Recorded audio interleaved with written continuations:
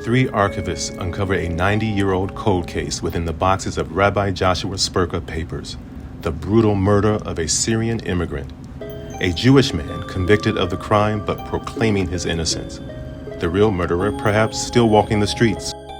To unearth clues that have remained hidden for so long, Brian, Laura, and Rabbi, three archivists with the Center for Michigan Jewish Heritage, will dig through archival records, court cases, genealogy records, and more on this season of A Bisel of History, Murder Mystery.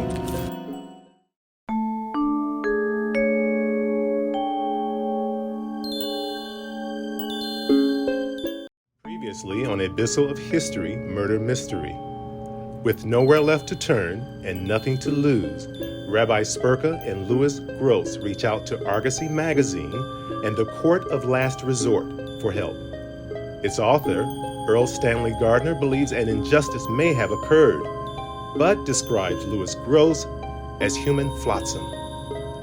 To decide whether it is worth the time and expense to investigate this case, Gardner lets the readers of Argosy decide.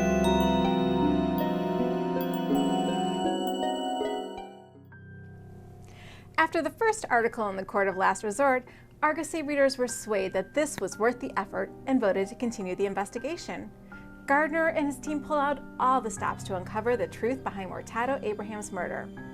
Over the course of several articles, they laid out the evidence, and now it's time for you to cast your verdict. We'll lay out the case with both previously shared evidence and what Gardner's team discovered, so you can decide if you think Louis Gross was convicted of a crime he didn't commit, or if he deserved to remain behind bars. At midnight on November 17, 1932, Mortado Abraham was found murdered in his bed of a gunshot wound. He was discovered by his son, who said he never heard a gunshot. Mortado's ex-wife Zainab was questioned, as was her lover Sam Hazemi. Hazemi then pointed the finger at Louis Gross, a man with a prior criminal record. Gross's supposed motive? A dispute over payment for a rug he may have sold Mortado. Gross, meanwhile, claimed Hazemi is the one who tried to hire him to kill Mortado, and that Hazemi offered him a necklace valued at $150, which Gross declined.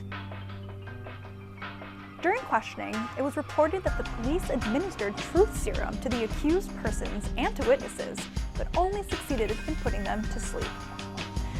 Gross was arrested while in jail, awaiting trial in 1933, and an attorney offered Gross $500 to not give any damaging evidence about Hazemi. Where'd the $500 come from? Allegedly, Sam Hazemi's cousin.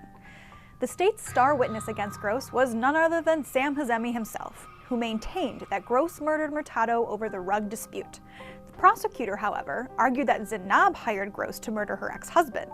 With this accusation, a mistrial occurred and a new trial began with both Zainab and Gross as co-defendants. During the second trial, two minor witnesses also testified against Gross, one saying that he had asked him for money to buy poison for the man down the street, and the other witness said that Gross had paid her to lure Mortado into her room.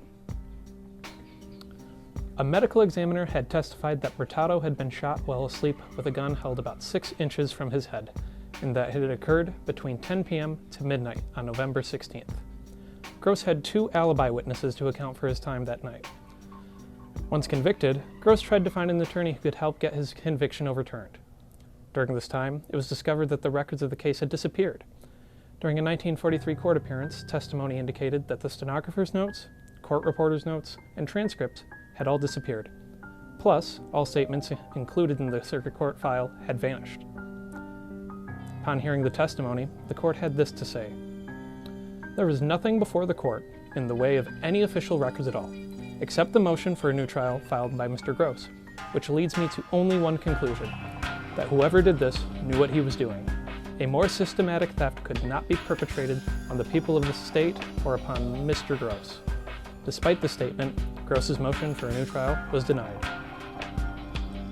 Also during this motion in 1943, Zainab Abraham and her son testified that they believed Louis Gross to be innocent. There was another person who believed Louis Gross had been framed. A Highland Park police captain named W.I. Cross. Cross started his own investigation of the case, and when facts of Gross's innocence began to appear, was told by a superior to lay off the case.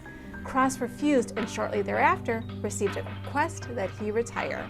In addition to Cross, an assistant prosecutor also promised Gross he would investigate. In 1946, an attorney Gross had contacted told him that he was unable to find any legal basis for further court proceedings. And, quote, although it is my firm conviction that you are not guilty of the crime for which you were convicted, end quote, the attorney suggested seeking a pardon or commutation of sentence. Several years later, Sam Hazemi, star witness of the original trial, was given a lie detector test, which indicated that he had not been truthful with his testimony.